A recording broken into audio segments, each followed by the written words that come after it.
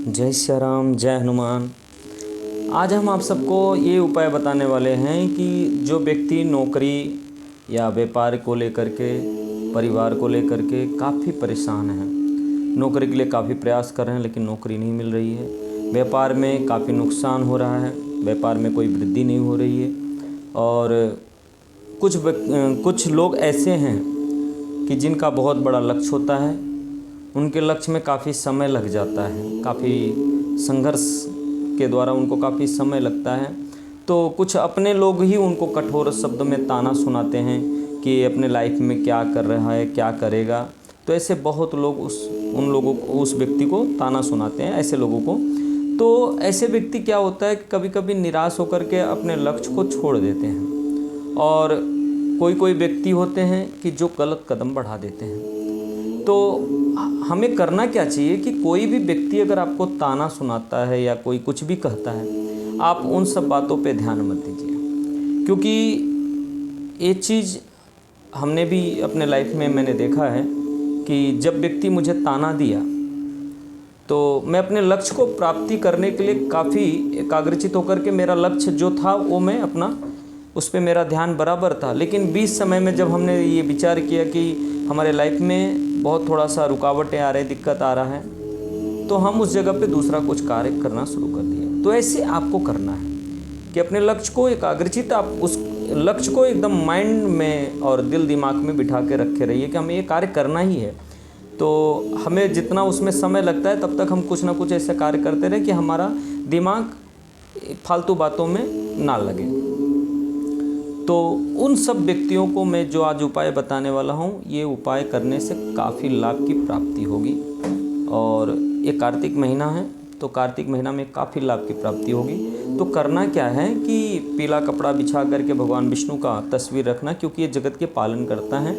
ये सबके पेट का और शौक श्रृंगार और जितना भी भोग विलास होता है, भगवान सब नारायण ही देते हैं। तो हमें करना क्या है कि भगवान नारायण का तस्वीर रख करके और उनके सम्मुख जो है घी का दीपक जला करके, नैवेद्य आदि फल चढ़ा करके, 11 अगरबत्ती लगा करके भगवान के सम्मुख पीला आसन बिछा करके भगवान नारायण से मानसिक रूप से प्रार्थना करना है कि हे प्रभु, आप जगत के पालन करता हैं और आप सबके पालन करते हैं, आप सबके ही पेट भरते हैं।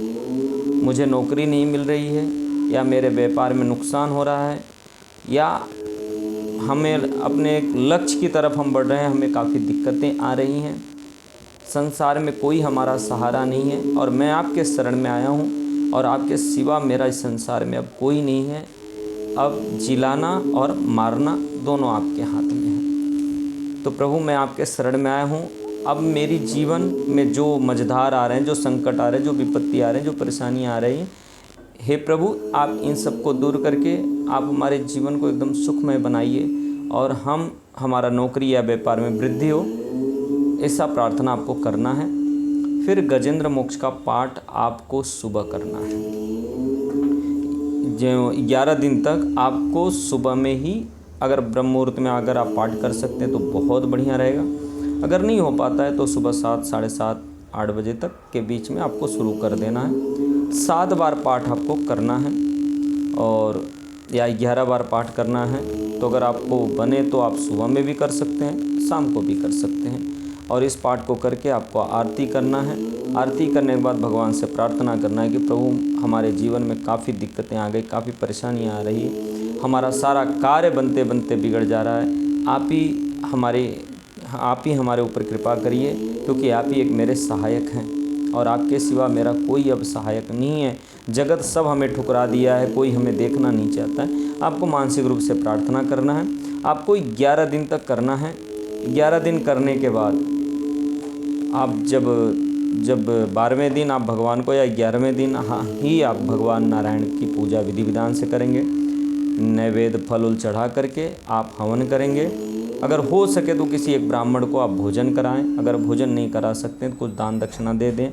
नहीं दे पाते हैं तो आप कुछ मिठाई पीला खरीद करके उस ब्राह्मण को दान कर दें या मंदिर में दान कर दें, और आपका मनोकामना अति शीघ्र ही पूर्ण होगा। और ये 100% लाभ मिलेगा आप सबको, और आप सब इस उपाय को करें। मैं अपनी वाणी को विराम देता हूँ। जय श्री राम, शुभ रात्रि।